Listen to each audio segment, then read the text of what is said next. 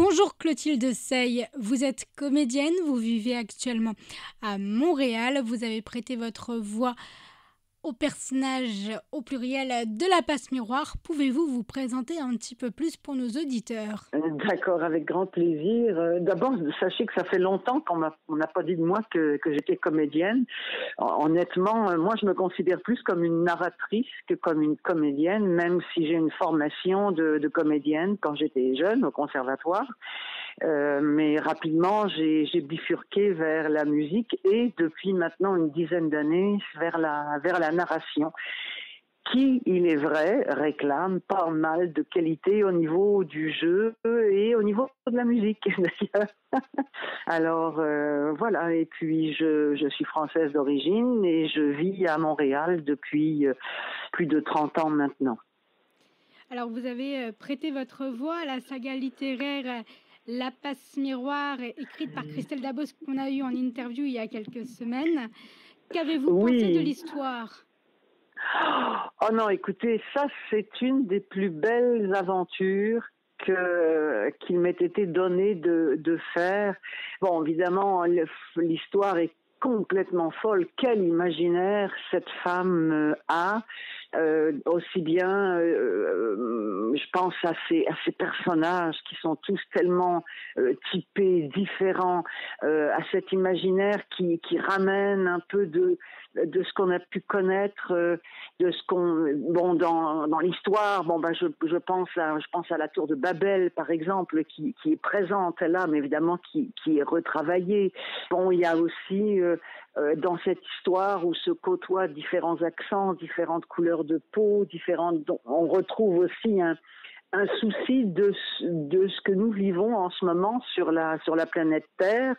Et là, je ne parle pas d'aucun virus. Je parle de la vie ensemble qui peut parfois susciter des frictions et des incompréhensions, disons ça comme ça. Alors, je trouve que c'est absolument magique comme histoire, à la fois très contemporain, très réel, avec un petit côté suranné, Harry Potterien. D'ailleurs, elle s'en cache pas qu'elle a adoré Harry Potter. Hein. Alors bref, c'est à mettre entre toutes les mains et entre toutes les oreilles. Pas juste, je pense, pour les jeunes. Tout le monde va adorer et adore d'ailleurs cette histoire. Hein. C'est prouvé. Tout à fait, puisque moi j'ai fini La Mémoire de Babel pas plus tard qu'hier en vous écoutant avant de m'endormir. C'est vrai? Oui. Bon. J'ai dit que j'allais finir le livre avant de vous interviewer. C'était une condition. Bon, alors qu'est-ce que ça vous fait d'entendre ma voix, ma vraie voix? De toute façon, c'est la même, mais... C'est ce que j'allais vous dire.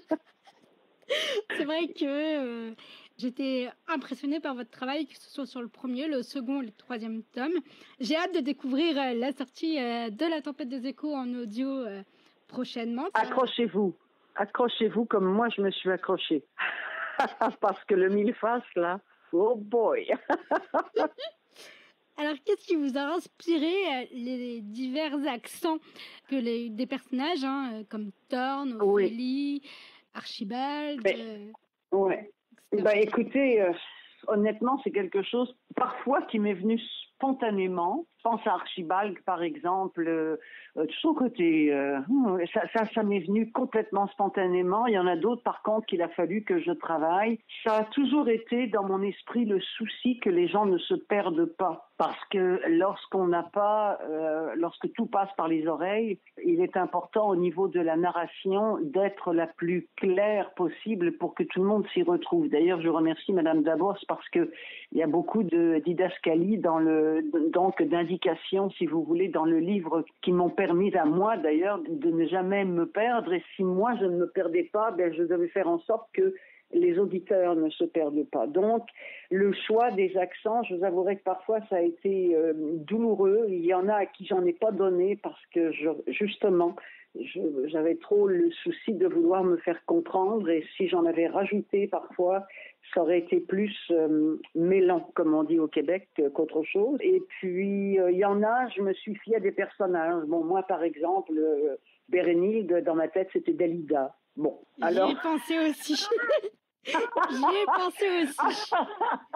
C'est pour ça que je lui ai donné. Et bon, parce que pour moi, à chaque fois qu'elle apparaissait, splendide, magnifique, corps sculptural, roulant des airs, dans mon esprit, ça a été tout de suite clair. Et celle avec laquelle, évidemment, j'ai eu le plus de problèmes, c'est Ophélie. Ou oui. Chevalier dans le tome 2. Oui, ah mon Dieu, le chevalier. Ah, lui aussi. Lui, quand je l'ai vu revenir à un moment donné, j'ai dit, oh non, non, non, non, non, non, non. Vous savez, parce qu'on se parle, moi, je me parlais avec mes personnages. Je m'étais fait tout un lexique que j'avais sur mon téléphone parce que parfois, j'oubliais. Je me disais, oh mon Dieu, est-ce qu'elle avait l'accent anglais? Alors, hop, il fallait que j'aille me référer. Ah non, ça a été un travail de moine, un travail que je souhaite à tout narrateur, tout lecteur. Je ne remercierai jamais assez l'équipe de Gallimard, Écoutez Lire et Madame Dabos d'avoir choisi ma voix parce que quel régal. Moi, d'ailleurs, je trouve qu'elle nous laisse. Je me demande s'il n'y aura pas une suite. Enfin bon, est-ce qu'elle vous en a parlé, vous? Ah oui, elle vous en a parlé dans l'interview. Vous la retrouverez sur notre chaîne YouTube, comme la vôtre, très prochainement sur Dolce Radio, bien sûr, dans Dolce Rencontre. Oui, oui. Christelle Dabos nous avait dit que vous lui aviez envoyé des échantillons de vos enregistrements. Oui. Comment avez-vous travaillé avec elle, du coup? Écoutez, on a travaillé, oui, directement, mais moi, je suis toujours passée par l'équipe de chez Gallimard. Mais eux, ce qu'ils me demandaient, c'est Christelle se demandait si, par exemple, telle voix, parce que, par exemple, Farouk et Thorne, ils ont à peu près le même timbre de voix, mais j'ai tout de suite compris que... Il fallait ralentir Farouk.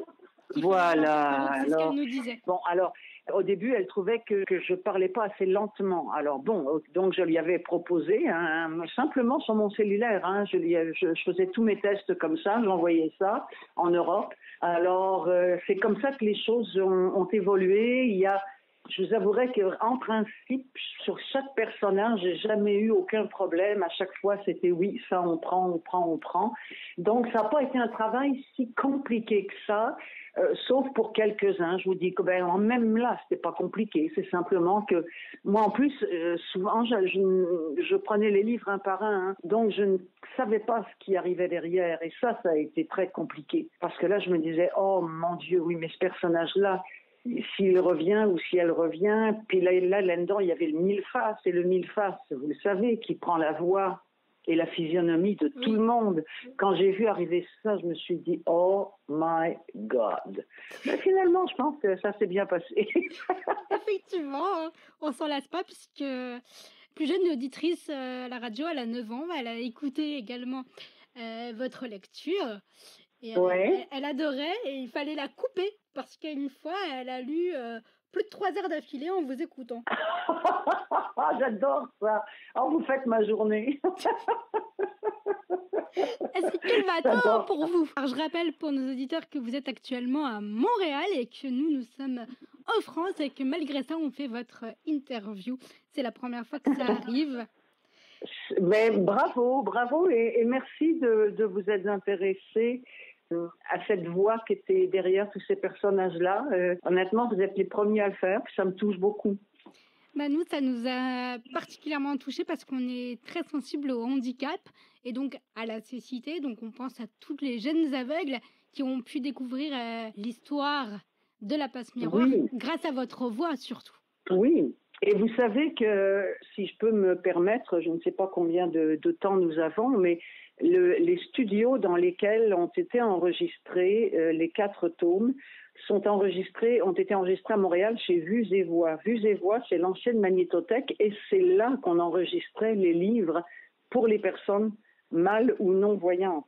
Donc moi, j'ai commencé comme bénévole à la narration. Oui, et je peux vous dire que nous avons une radio qui s'appelle Canal M, si je peux me permettre. Je vais vous dire pourquoi je vous en parle, parce que j'anime à cette radio la seule émission littéraire qui ne se consacre qu'aux livres audio.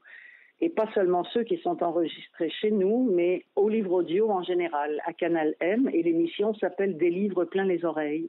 D'accord.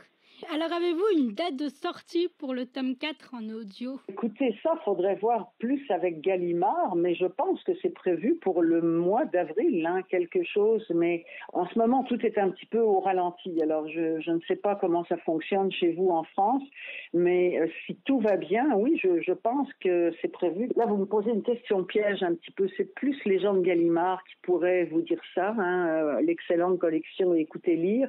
Oui. Mais au départ, c'était prévu pour le mois d'avril. En tout cas, moi, je peux vous dire que tout est envoyé. Nous, de notre côté, ici à Montréal, la job est faite maintenant et ils doivent être dans les derniers préparatifs, si tant est qu'ils puissent travailler comme ils le veulent. Alors, est-ce que vous auriez la possibilité de nous en lire l'extrait que vous avez le plus préféré dans le tome 3? Là, maintenant? Oui, c'est nos auditeurs qui nous ont Mon demandé. Dieu! Faut que j'aille vite sur mon ordinateur. Ah là, qu'est-ce qu'elle me fait? Livre. Et là, faut que je m'y remette. Moi, là, j'ai pas lu ça depuis. Attendez. Alors, Lady Septima, et vous me faites faire quelque chose, vous là? Ophélie n'avait pas besoin de se forcer. Elle était réellement nauséeuse. Vous avez 5 minutes, décréta Lady Septima sans cesser d'écrire. Et ce sera reporté dans votre dossier. Un virtuose doit avoir la parfaite maîtrise de son organisme. Ophélie n'était plus à ça près. Elle prit la direction des toilettes, puis elle changea de trajectoire dès qu'elle fut hors de vue. Elle emprunta une enfilade de corridors et arriva au transcendium septentrional juste au moment où Octavio s'apprêtait à rappeler la passerelle d'un tour de clé dans la borne. « Je dois me rendre au secrétarium », lui dit-elle d'une voix essoufflée. « Juste une minute, s'il te plaît. » Octavio fronça ses épais sourcils noirs.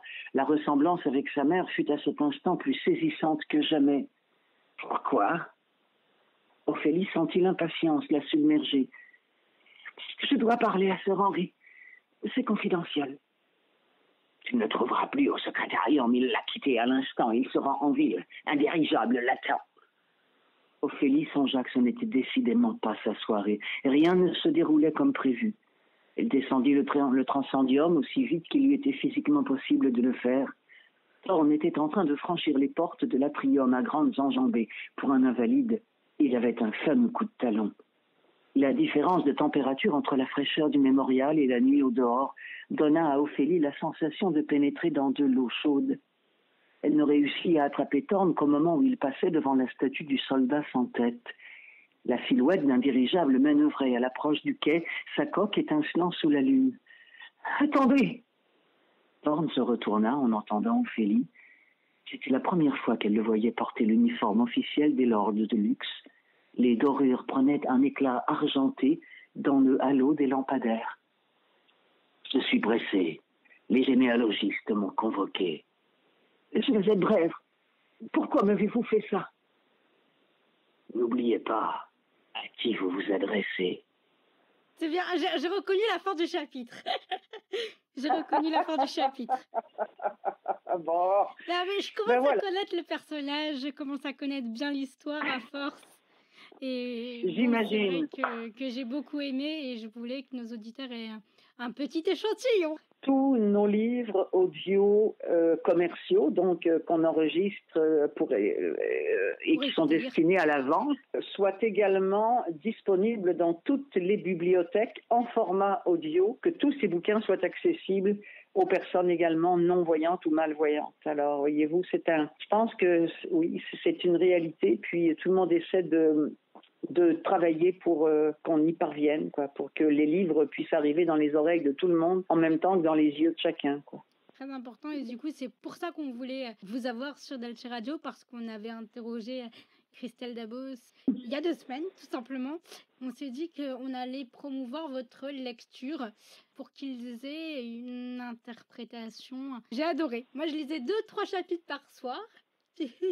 Je m'endormais, puis je reprenais, et puis c'est vrai que c'était très intéressant pour moi. Puis des fois je suivais avec le livre, des fois je ne suivais pas, des fois j'écoutais. Ah tiens, c'est intéressant. Ah oui, c'est chouette ça, de faire ça comme si vous aviez la partition sous les yeux. Oui, c'est chouette. C'était vraiment. Ah oui, on était très pointilleux, on a tout respecté à la virgule près, hein, vous avez remarqué sûrement. Mais bon, je vous remercie de m'en faire part parce qu'on travaille tellement tout seul quand on est dans notre studio, ça fait du bien d'avoir de recevoir un commentaire comme celui-ci. Merci beaucoup, Poun. Eh bien, merci à vous d'avoir répondu aux questions pour Dolce Radio et Dolce Gazette, puisque l'interview sera transcrite aussi en écrit pour les malentendants et les sourds dans le magazine du 8 avril. Et puis bien sûr sur Dolce Radio et en podcast sur la chaîne YouTube de Dolce Radio. Oh, écoutez, je vais être ravie de réentendre tout ça et de lire tout ça et de faire part à mes camarades là quand la situation va s'être améliorée. Merci beaucoup, Poun, pour tout le travail que vous faites. Merci à vous.